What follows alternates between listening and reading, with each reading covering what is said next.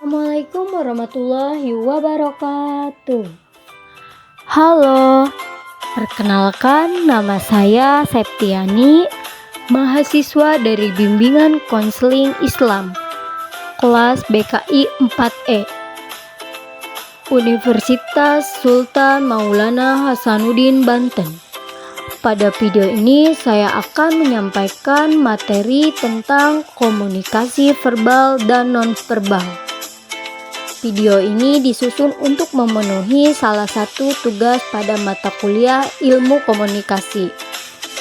Semoga pemaparan ini dapat memberikan pemahaman yang jelas dan menjadi bahan diskusi yang bermanfaat. Selamat menyaksikan teman-teman. Jangan lupa tonton sampai habis. Baik, di sini saya akan menjelaskan tentang komunikasi. Nah, komunikasi itu adalah proses penyampaian pesan, informasi, ide, atau perasaan dari satu pihak ke pihak lain. Komunikasi bisa terjadi antara dua orang dalam kelompok kecil, bahkan dalam skala besar seperti melalui media massa. Dalam kehidupan sehari-hari, kita berkomunikasi tidak hanya melalui kata-kata, tetapi juga kita melalui gerakan tubuh, ekspresi wajah, nada suara, hingga bahasa tubuh secara keseluruhan. Karena bentuk komunikasi sangat beragam, para ahli ini membagikan komunikasi ini menjadi dua jenis, yaitu komunikasi verbal dan komunikasi verbal. Tetapi keduanya ini memiliki peran penting dalam membentuk hubungan antara individu dan menjaga kelancaran interaksi sosial. Untuk selanjutnya itu ada komunikasi verbal. Nah, komunikasi verbal ini adalah bentuk komunikasi yang menggunakan kata-kata sebagai media utama penyampaian pesan.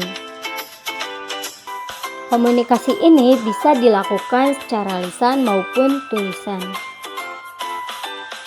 Komunikasi verbal lisan itu biasanya terjadi saat kita berbicara secara langsung seperti dalam percakapan sehari-hari, yaitu presentasi, pidato, wawancara, atau diskusi kelompok.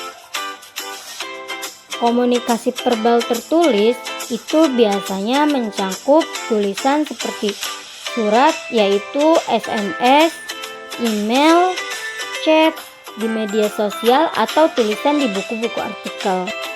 Dalam komunikasi verbal, bahasa berperan sebagai alat utama.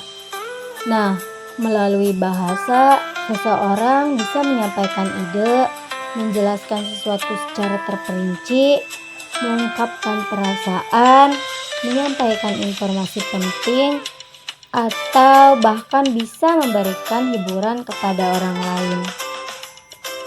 Tapi, penyampaian yang efektif tidak hanya bergantung pada pilihan kata, melainkan juga intonasi suara, kecepatan berbicara, dan cara penyampaiannya secara keseluruhan.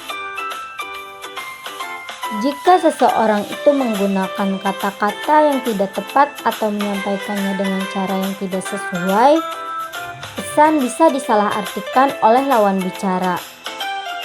Karena itu, penting untuk memilih kata yang jelas, sopan, dan sesuai konteks, serta penyampaiannya juga dengan cara yang mudah dipahami oleh orang lain. Nah, untuk selanjutnya itu ada tentang komunikasi nonverbal. Nah, komunikasi nonverbal ini selain berbicara dengan kata-kata, kita juga sering menyampaikan pesan tanpa menggunakan bahasa verbal. Inilah yang disebut dengan komunikasi nonverbal.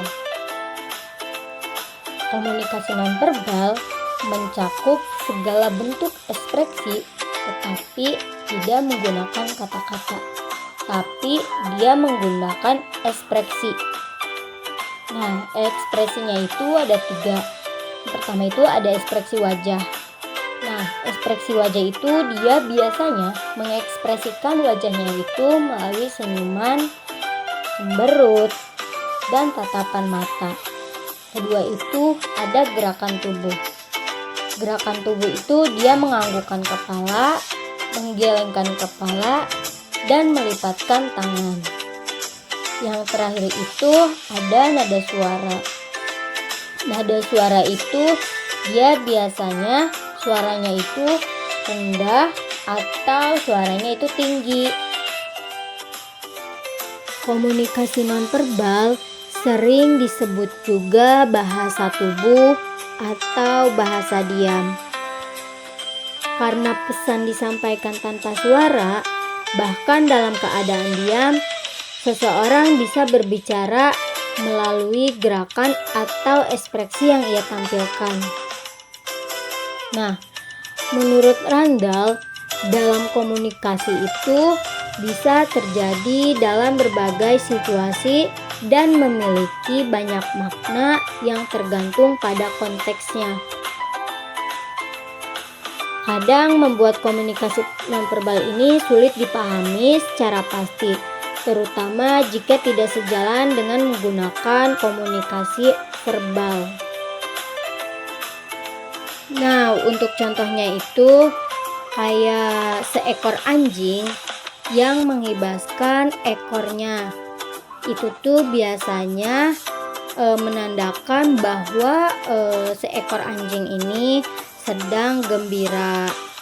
Nah, ini adalah bentuk komunikasi nonverbal pada hewan. Tapi di sisi lain ada juga bangunan. Nah, kalau bangunan itu seperti Monas yang bisa menyampaikan pesan kebanggaan dan semangat nasionalisme, meskipun tidak mengucapkan sepatah kata pun. Peran penting komunikasi nonverbal itu memiliki pengaruh besar dalam kehidupan sosial kita, terutama dalam hal membentuk kesan pertama, seperti kita bertemu dengan orang baru. Nah, biasanya kita itu langsung menilai mereka berdasarkan cara berpakaian mereka, cara postur tubuhnya, ekspresi wajahnya, sama cara mereka berbicara atau membawa dirinya. Sebelum mereka itu mengucapkan satu kata pun, kita sudah banyak menangkap banyak informasi melalui sinyal nonverbal mereka. Jadi, kesan pertama ini bisa sangat menentukan bagaimana hubungan kita terbentuk selanjutnya, baik itu dalam konteks sekolah, pekerjaan, maupun pergaulan sehari-hari. Yang tidak kalah penting agar komunikasi berjalan efektif, harus ada kesesuaian antara komunikasi verbal dan komunikasi nonverbal. Misalnya, jika seseorang itu mengatakan, "Saya senang bertemu dengan kamu," tapi wajahnya itu cemberut atau suaranya itu datar.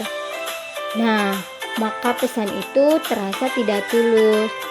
Banyak juga kasus orang akan lebih percaya kepada komunikasi nonverbal karena komunikasi nonverbal itu dianggap lebih spontan dan jujur dibandingkan dengan kata-kata. Ada salah satu penelitian yang sangat terkenal tentang pentingnya komunikasi nonverbal.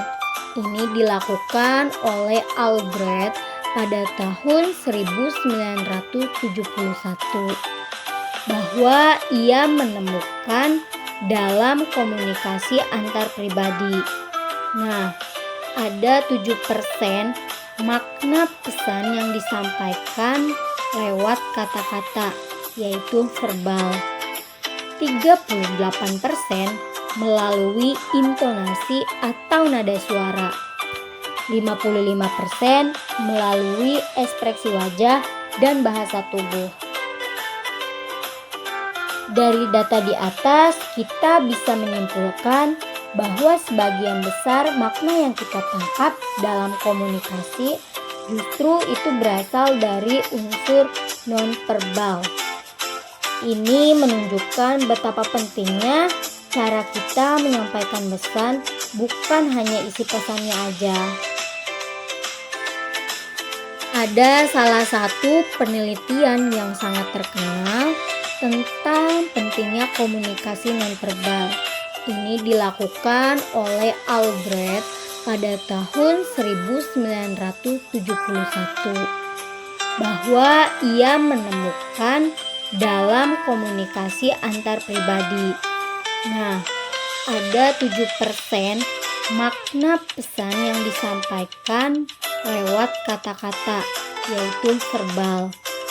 38% melalui intonasi atau nada suara. 55% melalui ekspresi wajah dan bahasa tubuh. Dari data di atas, kita bisa menyimpulkan bahwa sebagian besar makna yang kita tangkap dalam komunikasi justru itu berasal dari unsur nonverbal. Ini menunjukkan betapa pentingnya cara kita menyampaikan pesan, bukan hanya isi pesannya aja. Nah, untuk kesimpulan di atas, jadi komunikasi itu adalah bagian penting dalam kehidupan manusia. Tidak hanya berbicara dengan kata-kata, tapi juga menyampaikan pesan melalui gerakan, ekspresi, dan suasana. Komunikasi verbal penting untuk menyampaikan informasi secara rinci, tetapi komunikasi nonverbal memiliki kekuatan besar dalam membentuk kesan, menunjukkan emosi, dan memperkuat atau justru bertentangan dengan pesan variabel. Namun, kita juga harus ingat bahwa makna dari komunikasi nonverbal bisa berbeda-beda tergantung budayanya. Nah, gerakan yang dianggap oleh kita itu sopan, tapi di sisi lain ada juga yang menganggap kalau itu tuh kasar. Oleh karena itu, kita itu penting untuk memiliki kesadaran budaya. Demikian penjelasan yang dapat saya sampaikan pada video kali ini. Semoga materi yang disampaikan itu dapat bermanfaat dan menambah wawasan kita semua. Terima kasih telah menyaksikan dan sampai jumpa di video berikutnya. Wassalamualaikum warahmatullahi wabarakatuh. Jangan lupa like and subscribe ya teman-teman. Bye-bye.